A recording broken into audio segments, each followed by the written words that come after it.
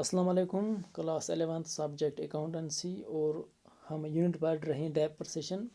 इसका आज हम इलस्ट्रेशन नंबर 7 और 8 सॉल्व करेंगे। Illustration number 7. X bought a machine for rupees 25,000 on which he spent rupees 5,000 for carriage and freight, rupees 1,000 for brokerage of the middleman, rupees 3,500 for installation, and rupees 500 for an iron pad. Machine is depreciated at 10% every year on written down value basis. After 3 years, the machine was sold to Y for rupees 30,500 and rupees 500 was paid as commission to the broker through whom the sale was effected. Find out the profit and loss on sale of machine. इस question में हमें क्या calculate करना है, profit and loss. यहाँ पर आपको जो नया मेथड है that is written down value method पे हम कैलकुलेट करेंगे डेप्रिसिएशन। इससे पहले जो मैंने आपको मेथड पढ़ाया था वो था स्ट्रेट लाइन या फिक्स्ड इंस्टॉलमेंट मेथड। उस पर हम सिंपली एक fixed amount of depreciation charge करते थे, लेकिन ये जो रिटन डाउन वैल्यू मेथड है इसमें हम एक परसेंटेज पर डेप्रिसिएशन चार्ज करते हैं। यहाँ पर जो परसेंटेज है डेट इज़ 10%, मीन्स 10% ऑफ 10% के हिसाब से यहाँ पर हम चार्ज करेंगे डेप्रिसिएशन। जो वैल्यू होगा एक मशीन का उस पे हम 10% चार्ज करेंगे एज डेप्रिसिएशन। लेकिन इससे पहले जो स्ट्रेट लाइन मेथड था उस पे हम क्या करते थे, एक फिक्स्ड अमाउंट हम चार्ज करते थे डेप्रिसिएशन हर साल। तो यहाँ पर जो एक्स है, एक्स ने एक मशीनरी खरीदी है जिसका वैल्यू है रुपीज़, जिसका प्राइस है रुपीज़ 25,000। इसके बाद कुछ एक्सपेंसेस इनकर हुए हैं जैसे कि कैरेज एंड फ्राइट 5,000, ब्रोकरेज है 1,000, 3,500 है इंस्टॉलेशन और रुपीज़ 500 है आयरन पैड। इन सारे एक्सपेंसेस को मिला के हम क्या करेंगे, कैलकुलेट कॉस्ट ऑफ मशीन। तो उसके बाद जब हम कैलकुलेट करेंगे कॉस्ट ऑफ मशीन तो उस कॉस्ट पे हम ये चार्ज करेंगे डेप्रिसिएशन, जो इस क्वेश्चन में है 10% पर ईयर। जो रेट है डेप्रिसिएशन की date is 10% per year. Books of X machinery account बनाएंगे हम। Date particulars JF journal folio, यहाँ पर हम लिखते हैं JF इसलिए क्योंकि journal folio. Page number of journal. Date particulars JF rupees. Debit और क्रेडिट ऊपर हम लिखते हैं। तो बैंक अकाउंट किस अमाउंट पे हमने एक मशीनरी परचेज की है इसमें हम एक्सपेंसेस भी इंक्लूड करते हैं। जो मशीनरी का वैल्यू था डेट वाज 25,000। तो इसके बाद कुछ एक्सपेंसेस भी इनकर हुए हैं जैसे कि 5,000, 1,000, 3,500 और 500। इन सारे एक्सपेंस को मिला के हम क्या कैलकुलेट करेंगे, cost of machine that is 35,000। ये जो कॉस्ट ऑफ मशीनरी है इसी पे अब हम चार्ज करेंगे डेप्रिसिएशन। जो यहाँ पर रेट है डेप्रिसिएशन की date is 10%। Bye depreciation account that is 35,000 into 10 divide by 100 वो बनेगा 3,500। इस 3,500 को जब हम लेस करेंगे किससे, 35,000 को जब हम लेस करेंगे ये 3,500, उसके बाद जो अमाउंट बचेगा वो हम कैरी डाउन करेंगे। यहाँ पर कितना अमाउंट हमें बनता है इस डेप्रिसिएशन को लेस करके, डेट इज़ 31,500। क्योंकि जब हम ये डेप्रिसिएशन लेस करते हैं कॉस्ट ऑफ मशीन से तो वो अमाउंट फिर हम कैरी डाउन करते ही लिखेंगे नए साल में। सेकंड ईयर में हम लिखेंगे टू बैलेंस ब्रॉ डाउन 31,500। ये वो अमाउंट है जो जब हम डेप्रिसिएशन लेस करते ही कॉस्ट ऑफ मशीन से। कॉस्ट ऑफ मशीन था इस क्वेश्चन में 35,000, तो उसको हमने लेस किया है 3,500। तो यहाँ पर अब हम कितना लिखेंगे 31,500। अब हम इस अमाउंट पे चार्ज करेंगे डेप्रिसिएशन एट रेट ऑफ 10%। इससे पहले हमने किस पे किया था 35,000 रुपये जो बुक वैल्यू था। अब हम इस 31,500 पे डेप्रिसिएशन चार्ज करेंगे एट द रेट ऑफ 10%, क्योंकि यहाँ पर जो बुक वैल्यू है ये 31,500 है। That is 31,500 at the rate of 10 divide by 100 वो बनेगा 3,150। अब हम ये 3,150 लेस करेंगे 31,500 से। अब हमारे पास कितना अमाउंट बचेगा 28,350। ये जो अमाउंट है ये हम कैरी डाउन करेंगे नेक्स्ट ईयर। तो बैलेंस ब्रॉट डाउन 28,350। तो ऑन क्रेडिट साइड में हम लिखेंगे bye depreciation account at the rate of 10% रखेंगे। जो डेप्रिसिएशन अब हम इस अमाउंट पे चार्ज करेंगे जो है 28,350, ये बनेगा 2835। ये अब हम लेस करेंगे 28,350 से। अब हमारे पास कितना अमाउंट बचेगा बाय बैलेंस कैरी डाउन 25,515 लिखेंगे नए चौथे साल में, दैट इज जनवरी 1 दिसंबर 31। तो बैलेंस ब्रॉट डाउन 25,515। यहाँ पर ऑन क्रेडिट साइड में हम लिखेंगे बाय बैंक अकाउंट, क्योंकि 3 साल के बाद ये मशीनरी हम सेल करते हैं, इसको हम बेचते हैं। बाय बैंक अकाउंट किस अमाउंट पे हम इस मशीनरी को सेल करते हैं? 30,500 और -500 क्यों करते हैं? क्योंकि जो 500 ये कमीशन है, ब्रोकरेज कमीशन है, तो ये हम लेस करेंगे। मीन्स कि जो हम मशीनरी सेल करते हैं ये हम 30,000 रुपये आप हमें सेल करते हैं जब हम ये ब्रोकरेज एक्सपेंसेस लेस करते हैं। तो वैल्यू ऑफ मशीनरी क्या है इस वक्त? वैल्यू ऑफ मशीनरी इस वक्त है 25,515।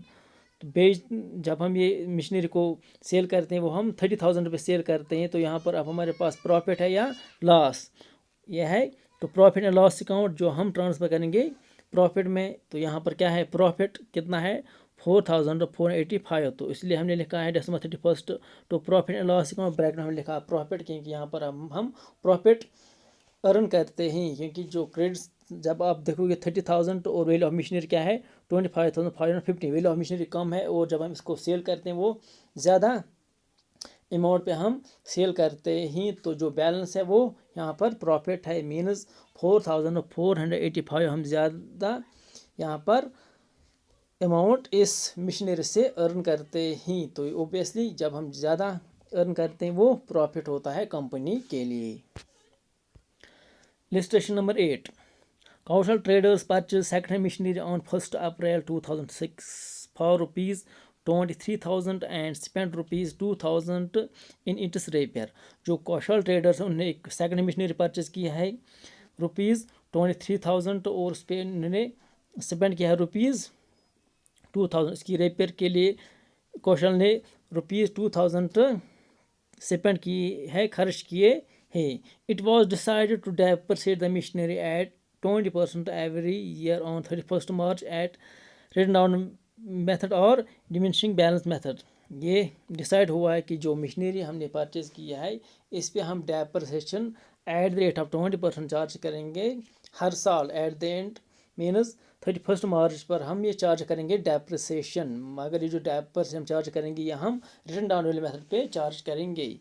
हमें क्या करना है? हमें प्रेपेयर मशीनरी अकाउंट बनाना है पहले फ्रॉम 2007 to 2009। और उसके बाद हमें क्या करना है? हमें देखना है कि कंपनी प्रॉफिट और लॉस अर्न किया है या नहीं। और ये जो मशीनरी है ये कब सेल हुई है? On 31 March 2009 for rupees 10,800। ये जो मशीनरी सोल्ड कब हुई है? 2009 में रुपीज़ 10,800। सबसे पहले हम क्या करेंगे? हम बनाएंगे मशीनरी अकाउंट। मशीनरी अकाउंट आपको पता है हम कैसे बनाते हैं। ऑन डेबिट साइड में हम लिखते हैं तो बैंक अकाउंट। किस अमाउंट पे हमने मशीनरी परचेज की है? 23,000 प्लस 200 यहाँ पर है रिपेयर एक्सपेंस। जो हमने एक्सपेंस लगाए हैं रिपेयर एक्सपेंस वो हम इस साइड में लिखते हैं on debit side of machinery account. क्योंकि जो भी एक्सपेंसेस होते हैं वो हम किसको ऐड करते हैं? मशीनरी को। तो 23,000 एक मशीनरी हमने परचेज किया, उसके बाद हमने 2,000 स्पेंड किए हैं it is for its repair. So जो यहाँ पर कॉस्ट ऑफ मशीनरी है वो है 25,000। तो अब ये जो 25,000 इस पर अब हम डेप्रिसिएशन चार्ज करेंगे। लिखेंगे on credit side by depreciation account that is 25,000 into 20 divide by 100 वो बनेगा 5,000। 25,000 इंटू 20 डिवाइड बाय 100। 5,000 या पहले साल हम चार्ज करेंगे एज ए डेप्रिसिएशन, और ये जो 5000 है ये हम लेस करेंगे 25,000 से। जो अमाउंट फिर बचेगा वो हम कैरी डाउन करेंगे बाय बैलेंस कैरी डाउन 20,000 लिखेंगे 2007 में अप्रैल 1 2007 टू बैलेंस ब्रॉड डाउन 20,000। अब जो ये डेप्रिसिएशन है एट 20% ये हम इस अमाउंट पे चार्ज करेंगे जो 2007 में अमाउंट है, डेट इज़ 20,000।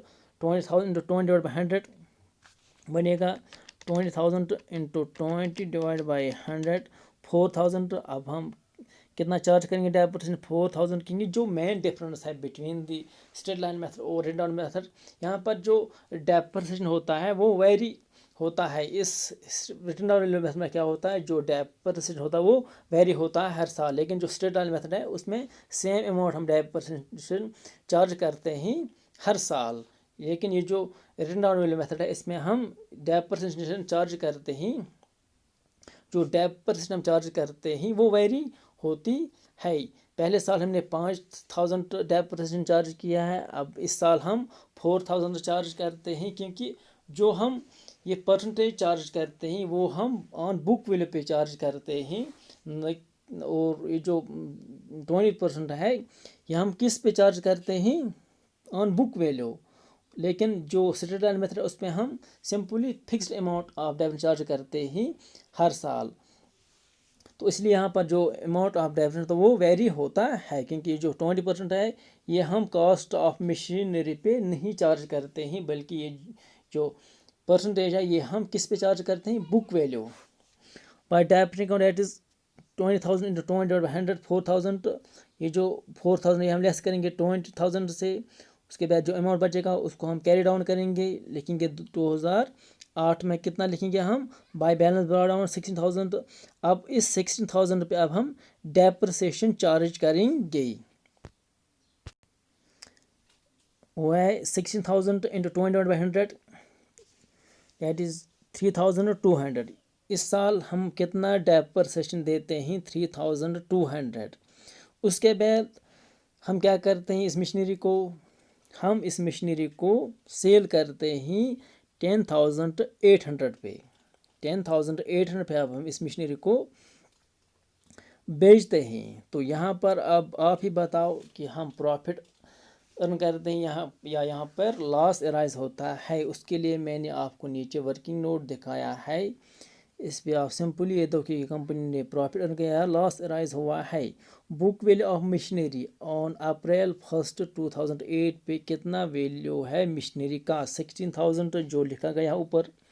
तो उसके बाद जब हम डेप्रिसिएशन लेस करते हैं ऑन 16,000, वो बनेगा 16,000 इंटू 200 3,200।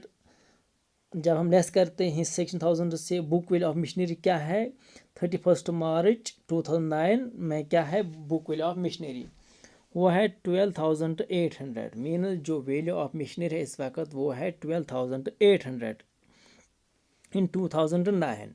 लेकिन 2009 में हम इस मशीनरी को सेल करते हैं, इस मशीनरी को बेचते हैं किस अमाउंट पे, 10,800। अब आप ही बताओ कि यहाँ पर हम प्रॉफिट अर्न करते हैं या लॉस अराइज होता है। ओबियसली यहाँ पर लॉस अराइज होता है, क्योंकि जो वैल्यू ऑफ मशीनरी है वो ज़्यादा है एज़ कम्पेयर्ड जिस अमाउंट पे हम इस मशीनरी को सेल करते हैं। वैल्यू ऑफ मशीनरी है 12,800, और जब हम इसको बेचते हैं वो है 10,800। यहाँ पर जो वैल्यू ऑफ मशीनरी है वो ज़्यादा है as compare to sale of machinery, तो यहाँ पर लॉस अराइज होता है। तो वो लॉस हम किस साइड में लिखेंगे, credit side of machinery account. जब हम प्रॉफिट अर्न करते हैं वो हम लिखते हैं on debit side of machinery account, जब हम लॉस अराइज होता है वो हम लिखते हैं on credit side of asset account. यहाँ पर एसेट क्या है, machinery account. By profit and loss account bracket में आप लिखोगे लॉस, जो आप ट्रांसफ़र करोगे प्रॉफिट एंड लॉस अकाउंट में वो है 2,000। सो ये थे कुछ questions regarding written down value method of depreciation जो मैंने आज आपको दिखाई। होप आपको ये समझ आए होंगे। Thank you very much.